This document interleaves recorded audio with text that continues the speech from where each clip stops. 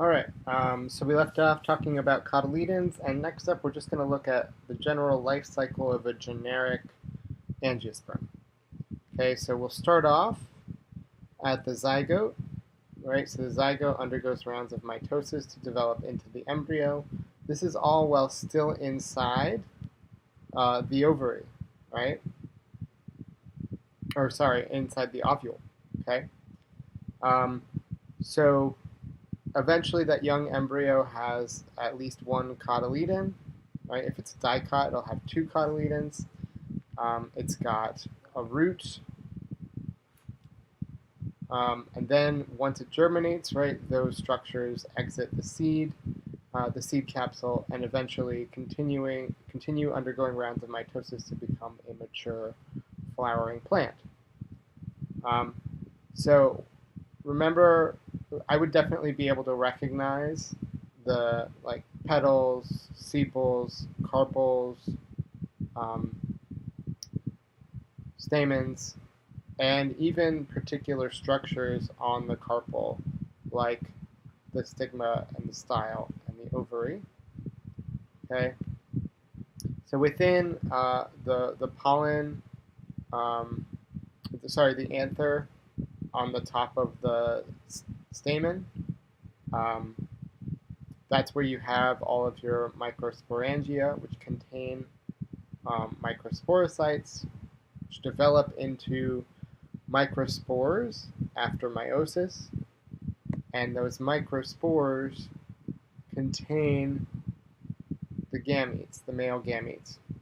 So when those pollen grains touch the stigma of either the same plant or a different plant, those pollen grains grow pollen tubes that contain those gametes, and those sperm cells then go on to do that secondary fertilization, which I think we've talked about, right? Where one of the sperm cells um, fertilizes the egg cell, and the other one fuses with two nuclei um, in the polar body, right? And becomes the endosperm, a triploid endosperm. That triploid endosperm supplies nutrients for the growing embryo. Okay, meanwhile, on the female side of the flower, okay, the ovary is the structure that holds and protects the ovules. Also remember that the ovary is the structure that grows into the fruit, not the ovule. Okay, meiosis occurs in the ovules. Okay, you've got a megasporangium, which contains a megaspore. That megaspore undergoes meiosis, forms egg cells. There are a couple of other cells in that female gametophyte.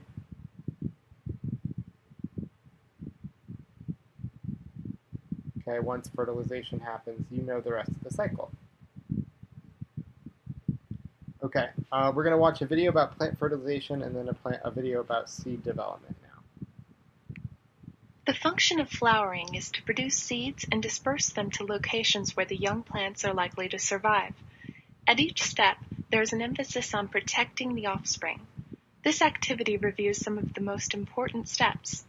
Events in seed formation begin with pollination, in which wind or animals bring pollen to the flower. The growth of pollen tubes caused the flower to discard its colorful parts, petals and stamen. After pollen arrives, the bright petals are a hazard. They attract animals that might eat the delicate young fruit. We've enlarged the ovary and sliced it open. An ovary contains one or more ovules that will become seeds if they are fertilized. One ovule is shown here, with the front removed to reveal its parts. The ovule is attached to the ovary wall by a stalk that provides nutrients. Starting from a pollen grain at the stigma, which is not shown, a pollen tube grows down through the carpel to the ovule. It carries two sperm that enter the ovule. One sperm fuses with the egg cell to make a zygote, which is the first cell of the embryo. The other sperm fuses with the two nuclei in the central cell, making a triploid nucleus. The triploid cell will grow and divide to make a food-storing tissue, the endosperm.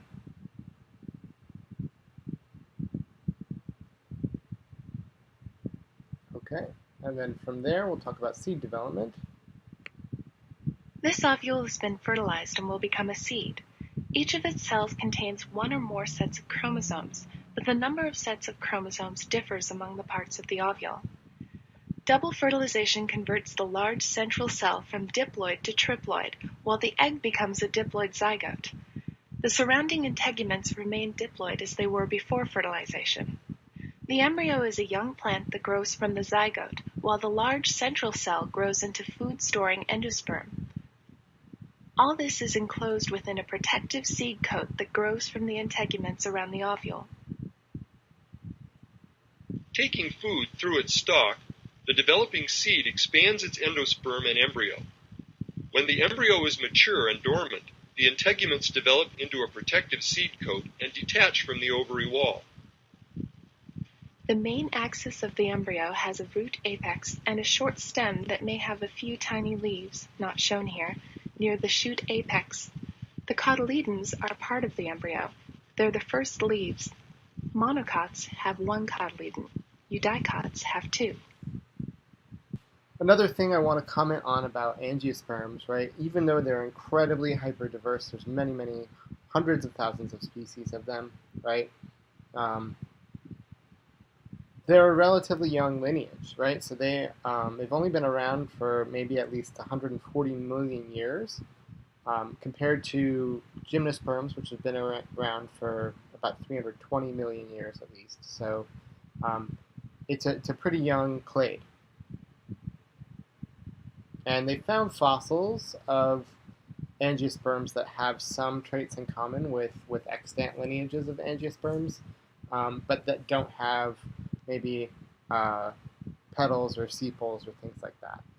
Talk about the interaction between animals and plants because it's particularly important for angiosperms, their interaction with animals. So animals definitely exert evolutionary pressures on plants and vice versa. And there are plenty of traits that animal predation selects for, right? So if things are eating plants, if plants will ramp up compounds called secondary compounds or maybe secondary defense compounds that will deter herbivory, right? Either by making themselves taste unpalatable or bitter, or some grasses even have like little silica particles, so it's basically like you're eating glass, right? Which in turn has placed selective pressure on horses to have teeth that are better at sort of grinding up all that silica. So there's definitely been sort of an evolutionary arms race between herbivores and plants. But there are lots of examples of really cool mutualisms that have shaped the features of plants and their host animals. Let's look at an example of that.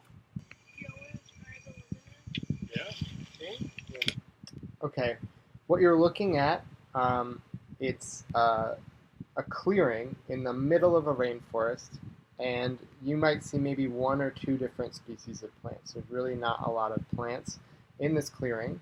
Okay, so remember, rainforests are super hyper diverse, except in these clearings, which have been given a name. And the name for these kinds of clearings is called Devil's Gardens. So Devil's Gardens, it used to be thought that Devil's Gardens were formed by what's called allelopathy, right? So the plant releases some kind of toxin or changes the pH of the soil and makes it less hospitable to other plants, which is something that like lots of pine trees do. So allelopathy is a thing. But in this case, in Devil's Gardens, it's actually not allelopathy. It's not something that plants are releasing, although they do release things that inhibit other plants from growing. But this plant plays host to a species of ant that are called lemon ants. And the lemon ants are the only ant species known to inject formic acid into other plants as an herbicide. So let's take a look at where we can find these ants. Around the lemon tree.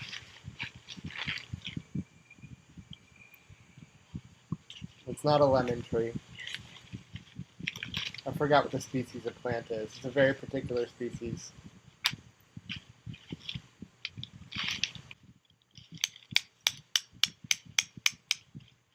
Okay, so what we're seeing here, right, is a structure within the plant branch that's sort of swelled out. It's almost like a gall, right? And it's basically a home for these colonies of lemon ants. The ants live inside the host plant, and they get carbohydrates from the plant in exchange for clearing and removing potential plant competitors um, from nearby.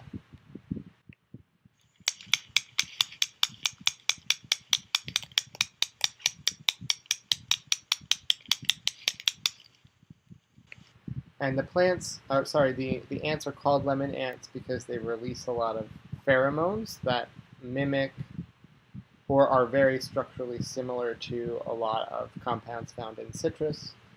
Um, so they're eating these. I didn't realize that they were edible, but yeah, apparently they are. I'm not sure. I wouldn't eat them.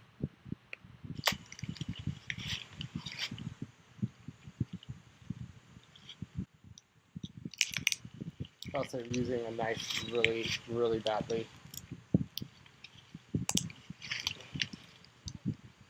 Look at all those ants.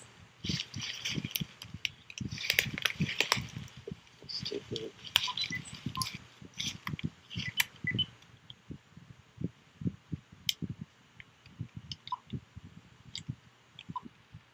Oh yeah.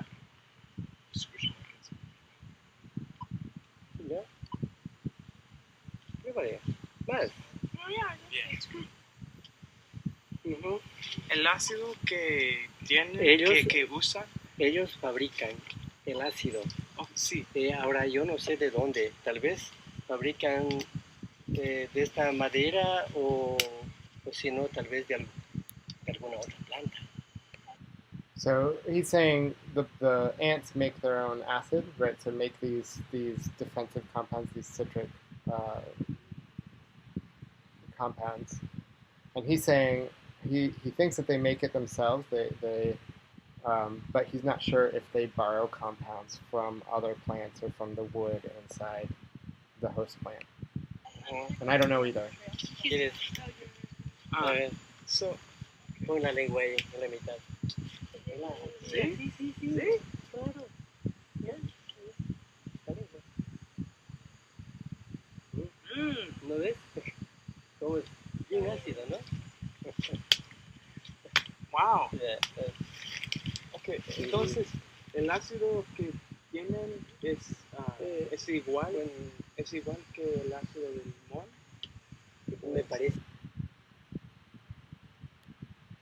All right, so clearly, right, plants are fully capable of engaging in mutualistic relationships with animals as well as sort of antagonistic or exploitative, right? Both in the form of offering nectar rewards to mutualistic pollinators or offering carbohydrates in exchange for herbivory or deceiving potential pollinators with a fake reward and or creating defensive compounds or secondary compounds that mitigate herbivory. Okay. So now I want to talk about the role that bilateral symmetry and radial symmetry play in facilitating speciation. Okay, so if imagine a flower that has bilateral symmetry. If a flower has bilateral symmetry, it's better able to regulate the direction from which a potential pollinator approaches the nectar source in the flower. Okay, if it's radially symmetrical, the pollinator can come in from any angle, and it can't really regulate how that approach is accomplished. But with bilateral symmetry, it seems that they're better able to facilitate cross-pollination because they can determine or help regulate the role or the angle that the pollinator approaches. Okay, so it always knows that the pollen gets deposited on the top of this bee or whatever, right? So it knows where it should have its carpels with their stigma sticking out so that they can receive the pollen on the back of the bee in the female flower. Okay, so there's this hypothesis out there that plants with bilateral symmetry are more evolutionarily successful than plants with radial symmetry for this very reason, right? So that's actually a testable hypothesis, right? You might ask yourself, how can we test a hypothesis like that if we can't wait around for a couple 100 million years to watch more speciation events? And the answer is we do what's called comparative analysis. So we can actually find clades of flowering plants where there are species that are, or clades, groups of species that are bilateral, have bilateral flowers, and the sister taxon has radial flowers. Right? So luckily for us, this bilateral symmetry has evolved or emerged multiple times in the Angiosperm lineage. Okay, and they've done analyses, and they've actually looked at 19 pairs of these closely related sister taxa, where one taxon or one clade was bilateral and one was radial. And the average difference in terms of number of species in these clades, in these bilateral clades, versus their sister radial clade taxa, is that the bilateral flowers species have, on average, nearly 2,400 more species than the related clade that has radial symmetry.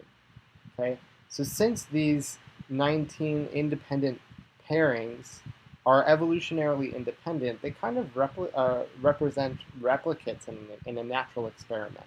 Okay, so if you ever hear comparative analyses or things like that, that's what we mean, right? Basically using these natural experiments over evolutionary time to make comparisons and determine whether things like bilateral symmetry are useful for plants.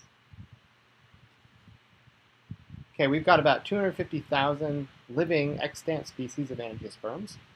Okay, and previously they were divided into two groups, monocots and dicots. We now know that what we call dicots are paraphyletic. It's always how it goes, right? So a lot of the sort of basal branching or very ancestral lineages of plants are actually dicots. So there is a clade that's monophyletic called eudicots, which are true dicots, and they are monophyletic. Okay. Monocots are also monophyletic. We're not going to talk about the basal angiosperms because it wasn't in the chapter objectives, but if you're curious, it's kind of a cool part of the text. But let's just compare monocots with eudicots. Okay, monocots, the embryos have one cotyledon, right? Mono, one, cot, cotyledon. So that's why they're called monocots or dicots. Okay. Veins tend to be parallel in monocots, tend to be net-like in eudicots. The vascular tissue in the stems of monocots is scattered, whereas the vascular tissue is arranged in these rings in eudicots. There isn't a taproot or a main big root among monocots, but most dicots, eudicots, have a taproot, which is like a really deep main root that also facilitates stabilization of big things, big plants like trees. Or stability. Pollen has one opening in monocots, 3 openings, pollen grains in eudicots. Flowers, the flower organs usually occur, so things like petals usually occur in multiples of 3. So here we've got a 6-petaled flower. Maybe it looks like an iris, I'm not sure if they're monocots. And then we've got floral organs occurring in multiples of 4 or 5 among eudicots. Okay. More than a quarter of angiosperm species are monocots. The largest and most specious subclades are orchids, grasses, and palms. So orchids are incredibly biodiverse, right? There are many, many, many species of orchids. We've also got palms, grasses. Lots of grasses are economically important to humans, right? So things like wheat are really important crops. Eudicots, about 2/3 of the angiosperm species are eudicots, so a really successful clade. And they include legumes, okay, as well as roses. The rose family doesn't just have roses, right? We get crops like apples, pears, quinces, apricots, plums, cherries, peaches, raspberries, Loquats, I don't even know what those are. Strawberries, almonds are all in the rose family, the Rosaceae. Okay? So these are eudicots. We've got peas, we've got wild roses, oak trees. Okay, all of these are eudicots. All right, let's ask a couple of Socratic questions now. First question. Adaptations that have contributed to the success of plants in terrestrial environments include seeds, vascular tissue, cuticle, and flowers. There are other significant adaptations as well. Which of the following correctly lists the adaptations in order in which they appear in the fossil record? Okay, so we didn't talk about this directly, but you might be able to guess this. All right, pause and come back. Welcome back. The correct answer is C, cuticle, then vascular tissue, then seeds, then flowers, right? So you might be able to name a plant that has cuticle but no vascular tissue, a vascular plant that doesn't have seeds, like ferns, seed plants that don't have flowers, like any gymnosperm, or flowering plants that have all of those traits. All right, the next question looks at this table, right? So we've got 4 adaptations: cuticle, vascular tissue, seeds, and flowers. And we want to complete the table using the key provided. So what should be the order of these letters? A, B, C, and D, in terms of which organism has cuticle and vascular tissue versus which has those, which has those. Okay, I gave a little bit of this away just a minute ago. But pause it and see what you pick. All right, welcome back. The correct answer is D, A, D, C. Okay, so A, or ferns, should be here. D, or gymnosperm, should be here. And C, or flowering plants, should be here.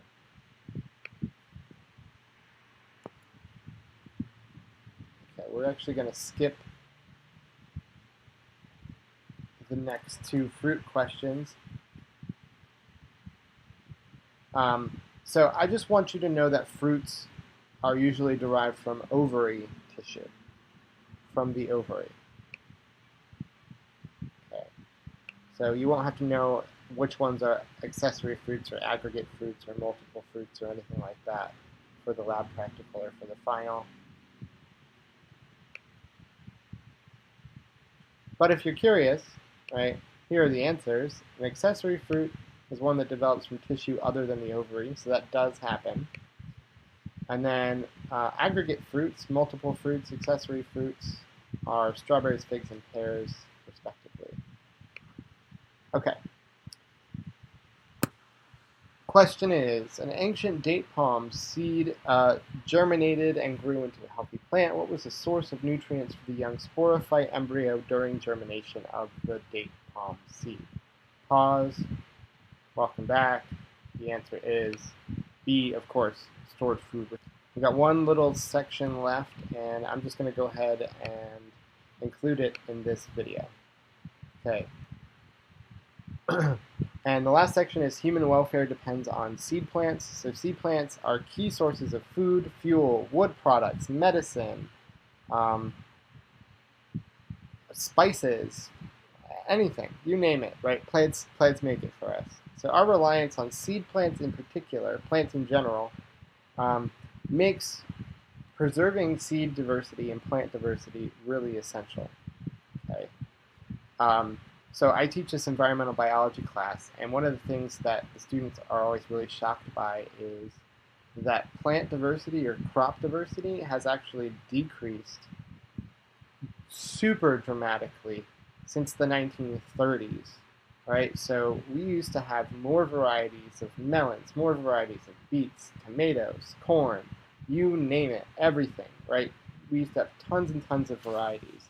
And the question is why, right? Why are we limiting our food source diversity? Well, the answer is because industrial agriculture selects for varieties that aren't necessarily the most flavorful or the most nutritious, right? Instead, it selects for those that have a really long, hardy shelf life because they're transported all around the world. or that lend themselves to being harvested mechanically, right? So things like, you're probably familiar with hood strawberries, so it's a local variety of strawberries in the Pacific Northwest, and they are famously flavorful. They're super sweet, super sugary, but the problem is they have no shelf life. Like if you look at them wrong, they just rot, okay? So that kind of crop variety is not going to make it mainstream. It's not going to be a widely cultivated crop type, right? It's a local variety because it doesn't keep well. So the good news is that there are movements afoot that are trying to increase crop diversity in these ways. But, you know, it's always kind of shocking to students and to me, right, to realize how much crop diversity has decreased in the past several decades. Okay. So our food comes from angiosperms mostly. And these crops are relatively recent genetically modified organisms in the sense that we have selected them and therefore modified their allelic composition. We haven't necessarily genetically engineered them, right? But we have artificially selected them, which is genetic modification. So I hate that term, genetically modified organism. What do you mean? What isn't a genetically modified organism? Okay, so anyway, off my soapbox. Lots of other seed plants provide wood or materials, okay, as well as secondary compounds. Seed plants, we use things like, vanilla, right? That's a secondary compound made by a vanilla bean, right? Which I think is an orchid, if memory serves. All right, anyway, fun fact, only 6 crops make up 80% of human calories consumed, right? So humans rely on 6 crops for 80% of their calories. Those crops are, you can probably guess them, wheat, rice, corn, potatoes, sweet potatoes, and cassava. Cassava is a tuberous vegetable, kind of similar to potatoes, really common in Africa and parts of Asia. Here is a table that shows you an example of plant-derived medicines. There are many others. I would just pick one to memorize it to have an example of a plant-derived medicine. Okay, so you don't have to memorize this whole table. Just have one example in your back pocket in case it becomes important. Okay. All right, so given the importance, the incredible importance of plants, it's kind of startling to see how much plant diversity is being lost and how many plant extinctions are occurring. Most of those extinctions are occurring in the tropics, where plant diversity is highest and where deforestation rates are the highest as well. Actually, lots of northern and southern latitudes, there has been more reforestation, but it's been vastly outpaced by rates of deforestation in the tropics. Okay, so there are about 55,000 square kilometers of forest cleared each year in the tropics. And if you were to actually continue this rate, there would be no tropical rainforests in 200 years. So here is a Google image shot of a section of the Amazon rainforest. I have now forgotten the time periods. Oh, between 1975 on the left and 2012 on the right in Brazil. Okay, so deforestation is harmful for a couple of reasons. So first of all, when we are removing those plants, right, ultimately that carbon ends up, once it gets decomposed, ends up back in the atmosphere, okay? So those trees have a lot of carbon in them. They got it from the air, and it's going to return to the air if we uproot them, right? And then second of all, if you're removing that many trees from forests in the tropics, the very ability of forests to sequester more carbon gets hindered as well, right? So it's kind of this double-edged sword, right? Or lose-lose. I don't know. Double-edged sword sounds like there's an advantage, and there's not, right? So deforestation is bad for two reasons, right? It ultimately ends up putting carbon into the atmosphere, and it hinders our ability to then sequester more CO2 from the atmosphere. Okay. So by the way, habitat loss is also the largest leading cause of extinction in the world. Okay, so if we're removing habitat like these plants provide for an incredible diversity of other organisms, that's a big problem. Okay, so even if we are converting these lands to agriculture, which is replacing one plant with another kind of plant, that plant doesn't necessarily grow well there, right? It's not necessarily going to be farmed sustainably in the long term.